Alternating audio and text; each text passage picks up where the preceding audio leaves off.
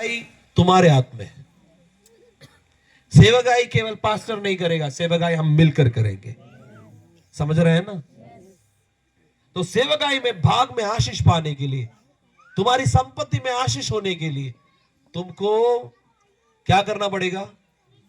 दशमांश देना ही है। वो किसका भाग है? परमेश्वर का भाग। परमेश्वर का भाग छूना नहीं। समझ में आया? घर में 1000 रुपया है तो 1000 रुपया खर्चा नहीं करना।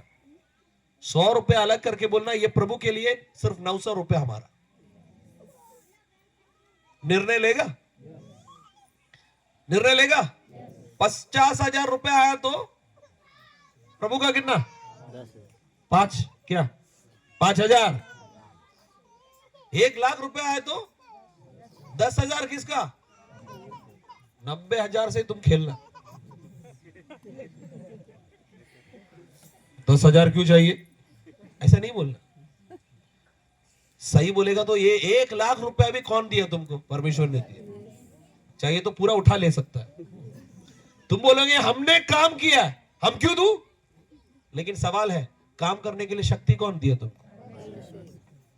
दिया कि नहीं? बुद्धि कौन दिया तुमको? और तुम बोल रहे तुमने काम की। अरे तुम्हारा बुद्धि और सेहत सब कुछ ले लिया ना, तुम एक टुकड़े की काम नहीं कर पाओगे। तो बुद्धि और शक्ति ये कौन? प्रभु ने दिया है। इसलिए धन्यवाद के तौर पर प्रभु ने जो भी दिया है उसका दशमांश किसको देना चाहिए? परमेश्वर को देना चाहिए। समझ में आ रहा है कि नहीं? तो यहूदा चोर था, ये देता नहीं था, लेता था। देता नहीं था, लेता था। पैसा होने पर भी दूसरों को साफ जाके बोलने का हमारे पास क्या नहीं है?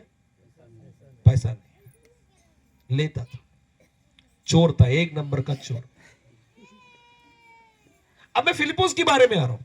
फिलिप्पुस सही में उसने 200 दिनार एकदम सही खाता उसने बोला। अगर सही नहीं बोलता था ना, खजानजी उठ के खड़ा होता था और बोलता था चुप, हम खजानजी है, तुमने गलत बोला।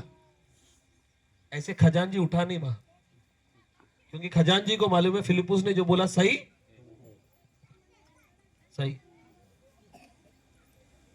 देखो, मानसिक तौर पर फिलिप्पुस ने बहुत अच्छा उत्तर दिया।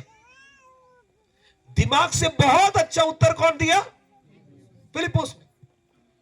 तो 200 दिनार का मतलब हमारा भारत के पैसे के हिसाब से जरा सोचो। अब मुझे पता नहीं कितने लोग गिनेंगे, ठीक है? 1 दिनार मतलब सोचो 500 रुपया।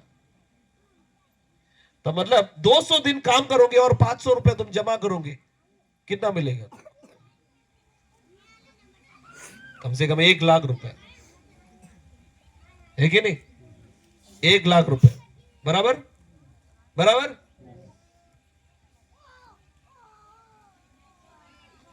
तो फिलिप्पुस बोल रहा है 1,00,000 रुपया होगा तो हम लोग इनको खिला सकते हैं।